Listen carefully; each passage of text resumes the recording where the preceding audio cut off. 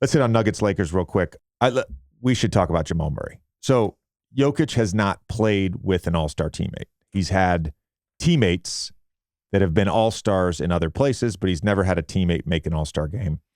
And think about Jamal Murray. Michael Malone said this to us before one of the playoff games we did. I can't remember which one it was because we had two of them, but he referred to Jamal Murray as the other superhero. And given his performance in the playoffs in 2020, given his performance this year, I think that's an apt description. You look at these two guys. First of all, Jokic has 7 triple-doubles this postseason now. Murray's at 28 a game, 5.6 rebounds, 6.2 assists, 47.5, 41.2 shooting splits. Jokic is at 29.9, 13.2, 10.1 assists, 54.4, 47.1 shooting splits. Like, this is not a hot take. This is just my take. Unequivocally, the best duo in the NBA right now. We shouted out Jokic last week a bunch. I think he's the best player in the world right now. This is the best duo in the NBA. And the reason why goes back to our conversation that we had with Nikias and Steve about the Tatum-Brown duo, which is that you can't run plays for them together. Yeah. Jokic and Murray, their skill sets complement each other so well. Their positionality, right? You got a point guard and you've got a center who has no matchup issues with anyone. You want to go small, great. You want to go big, great. Like, it doesn't matter. And the two of them together throughout these playoffs, no one has had an answer for the two-man game. Yeah, I was going to ask about the two-man game at the end of Game 3 when it was the two of them, MPJ, Brown, and Jeff Green, and they scored the last 3 baskets basically in different ways.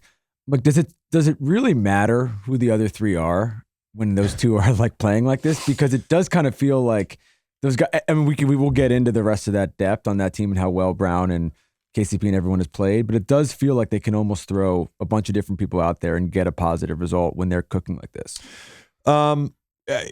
It matters. I mean, you need shooting on the floor for sure, but you go back to the first of all, 3 on-ball screens, inverted ball screens. Jokic is the handler. Murray is the screener. That's the most they've run in any quarter since they've been together.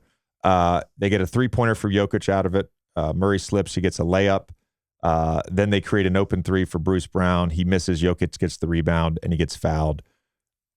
But my favorite play was actually right after all that pick and roll stuff. They set it up again, and Jokic as the ball handler, 7-footer, not particularly fast. Let's all admit that. Great athlete though, insane athlete. Runs chase action. I've seen the inverted pick and roll a bunch. I've seen Giannis run it. I used to run it with Joel. I've seen it a bunch. I can't remember a time where the 5-man runs chase action. So he throws it to Murray, sprints. Have you seen him do it before? No. Oh, he makes that cut a lot off the ball. He'll be in the slot, and if he sees an angle to sort of face cut or get to the rim, you see this quick burst of speed. This is chase action. He runs it, throws it to Murray, comes off the dribble handoff. Anthony Davis goes under, meets him on the other side. He spins. And this is what I say. It matters because you need shooting, but it doesn't matter because they have basic concepts. Jokic on the block. We watch that play. As he spins, Jeff Green cuts in the slot, which draws attention to the paint. You see Jokic all the time when he makes that skip pass to the corner out of the post. A lot of times it's because there was that face cut, that slot cut towards the basket. So Jeff Green does that. It's a basic concept of their offense. Draws the defense in a little bit. Michael Porter Jr.'s defender gets lost, and Jokic makes the left-hand pass for the 3. I don't know how you defend any of that. Perfect left. It's just pass. Good. It's just good. It's funny because I'm giving Spo all this love. We got to give Michael Malone some love as well, because first of all, he's been talking his shit in all these press conferences. It's been amazing. He's been on one. He's been on one. It's been awesome. Look, they're the number 1 seed. They're embracing this underdog mentality. It's great. Whatever you need to get you going. I said after probably the first 2 games of the playoffs, I said, "Oh, they look like the best team in the West." As we've gotten further along, I've kept saying that, like, they look like the most complete team. They look like the most connected team. They look like the most talented team. And they've time and time again continuously done this. The Lakers have not played bad in this series. Darvin Ham has not done a bad job of coaching. He's done a great job of coaching. They're just a better team. Yeah, they've been in every game. Yeah, and this is the point about that cut that I love in the past. Like, yeah, we can talk about Jokic and how much of a unicorn he is, that he can run that chase action and that he can make the spin move and make the left-hand pass. All great. But just the concepts and embracing that. Like Jeff Green makes a selfless cut. Maybe he gets the ball, maybe he doesn't. But you know what? He got Michael Porter Jr. a 3. That's great coaching to me. So I have one Murray question before we move on. So he's averaging, the only players to average 35, 5 and 5 in the conference finals are him and Hakeem.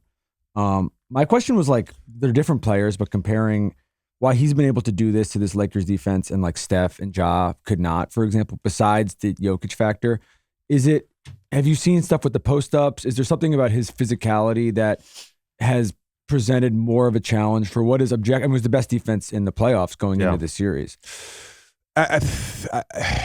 Besides Jokic, that's just not.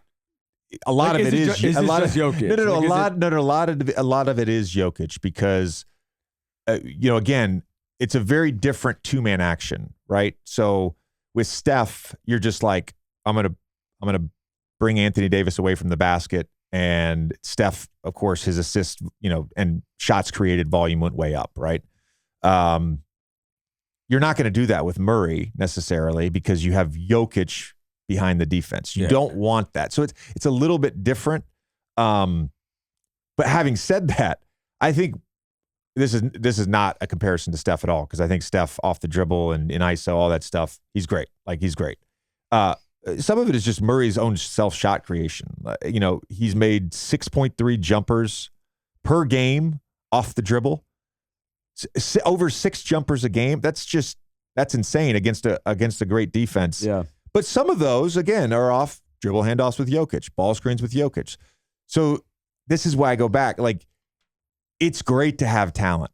When your talent complements each other the way that Murray and Jokic do, then you have magic. And these guys, and MPJ, 47% from 3, KCP, 45% from 3, 15 points a game. Even some of his pull-ups in game 3 at the end of the third quarter, they're just they're firing. Do you see looking ahead tonight? Do you see a Lakers adjustment? I mean, I think what's scary for the Lakers is Jokic was in foul trouble. Yeah, in game 3, he didn't play that. Objectively did not play that well, and they still won that game on the road. Like, what is the adjustment tonight to slow down Murray and also just kind of knock them off their firing on all cylinders? Well, yeah, I think it's a good question. And I think Darvin Ham has made adjustments, whether it's been matchups, schemes, rotations, lineups, all that stuff. It brings me to my last point. It's a good question. It brings me to my last point. I think you can scheme for Murray. I think you can scheme for Jokic, and you can make an adjustment game to game. You can blitz the pick and roll. I don't think that's the option. You could blitz or double Jokic in the post. I don't necessarily think that's the option. You can try different matchups with Murray, right? Try more size on him. I don't know that that's the answer, right? The answer to me is, if the Denver role players are going to play as good as they are, you don't have an answer. Yeah. You're not going to win. Like, with the way Brown has played, KCP, Michael Porter Jr., I don't see a scenario where you win, because the thing with Jokic, he has bad games where he goes 28 and 28, 12 and 9. The other night 24, 8 and 6 in foul trouble, doesn't get going till the fourth quarter. He's just too fucking good. You're not gonna slow him down completely. And Game Murray 2 was like that too. Murray, right? game 2, but game 2, Murray's like, he's 5 for 17. He's struggling. Everything's short. He's missing shots. And then he goes for 23 in the fourth quarter. These guys are too fucking good. So if the role players are going to play as well as they have, I don't think the Lakers really have a great answer, if that makes sense. And that's not a cop-out. That's just what I believe.